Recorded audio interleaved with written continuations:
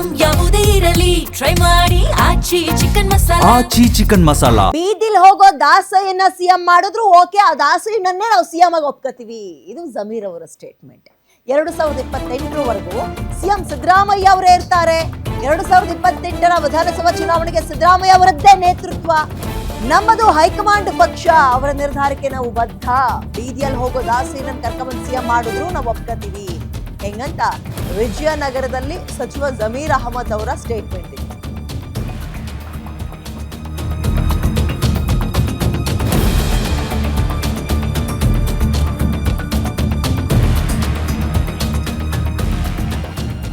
ಸಿದ್ದರಾಮಯ್ಯ ಅವರ ನೇತೃತ್ವದಲ್ಲಿ ಎಲೆಕ್ಷನ್ಗೆ ಹೋಗ್ತೀವಿ ಅಂತ ಸಿದ್ದರಾಮಯ್ಯ ಬಣ ಮತ್ತೆ ಪುನರುಚ್ಚಾರ ಮಾಡ್ತದೆ. ಅದರ ನಡುವೆ ಒಂದು ಸ್ಟೇಟ್ಮೆಂಟ್ ಏನಂದ್ರೆ ಬೀದಿಲ್ ಹೋಗೋ ದಾಸಯ್ಯನನ್ನ ಸಿಎಂ ಮಾಡಿದ್ರು ನಾವು ಒಪ್ಕೋತೀವಿ ಅಂತ ಇದ್ದಾರೆ.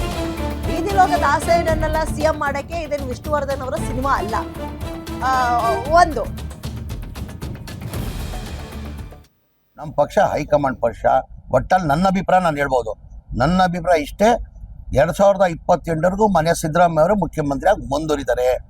ನಮ್ಮ ಪಕ್ಷ ಹೈಕಮಾಂಡ್ ಪಕ್ಷ. ಅವ್ರು ಗೆರೆ ಹಾಕಿದ್ದು ನಾವು ಯಾರು ಗೆರೆದಾಟಲ್ಲ. ಅದಕ್ಕಿಂತ ಮುಂಚೆ ಭಾಳ ಸತಿ ಹೇಳಿದ್ವಿ, ತೀರ್ಮಾನ ಮುಖ್ಯಮಂತ್ರಿ ಬದಲಾವಣೆ ಮಾಡಬೇಕಾದ್ರೆ ಯಾರು ಮಾಡಬೇಕಾಗಿರೋದು? ಹೈಕಮಾಂಡ್ ಮಾಡಬೇಕಾಗಿರೋದು. ಮನೆ ಮಲ್ಲಿಕಾರ್ಜುನ ಖರ್ಗೆ ಅವರು, ರಾಹುಲ್ ಗಾಂಧಿ ಅವರು, ಮನೆಯ ಸೋನಿಯಾ ಗಾಂಧಿ ಅವ್ರು ಮಾಡಬೇಕಾಗಿರೋದು. ಅವ್ರು ಏನು ನಿರ್ಧಾರ ತಗೊಂತಾರೆ ಬದ್ಧ ನಾವು. ನಾನು ಅದಕ್ಕಿಂತ ಮುಂಚೆನೇ ಹೇಳಿದೆ, ನಾನು ಬೀದಿ ಹೋಗಿ ದಾಸಿಯಾಗಿ ಮಾಡಲಿ ಹೈಕಮಾಂಡ್, ನಾವು ಅದಕ್ಕೆ ಒಪ್ಕೊಂತೀವಿ. ನಾವು 2022 ಚುನಾವಣೆಗೆ ಸಿಎಂ ಸಿದ್ದರಾಮಯ್ಯ ಅವರ ನೇತೃತ್ವ ಇರುತ್ತೆ ಸರ್. ಅವ್ರ ನೇತೃತ್ವದಲ್ಲೇ ಚುನಾವಣೆ ನಡೀಬೇಕ್ರಿ. ಅವ್ರು ನಮ್ಮ ಪಕ್ಷದ ನಾಯಕರು, ಅವ್ರ ನೇತೃತ್ವದಲ್ಲೇ ಎಲೆಕ್ಷನ್ ನಡೀಲಿ. ನಮ್ಮ ಪಕ್ಷ ಹೈಕಮಾಂಡ್ ಪಕ್ಷ. ಒಟ್ಟಲ್ಲಿ ಬೀದಿಲ್ ಹೋಗೋ ದಾಸಯ್ಯನನ್ ಬೇಕಾದ್ರೆ ಒಪ್ಕೊಳಕ್ ರೆಡಿ ಇದ್ದಾರೆ, ಆದ್ರೆ ಡಿ ಕೆ ಶಿವಕುಮಾರ್ ಅವ್ರನ್ನ ಒಪ್ಕೊಳಕ್ ರೆಡಿ ಇದ್ದಾರಾ? ಇದು ಪ್ರಶ್ನೆ.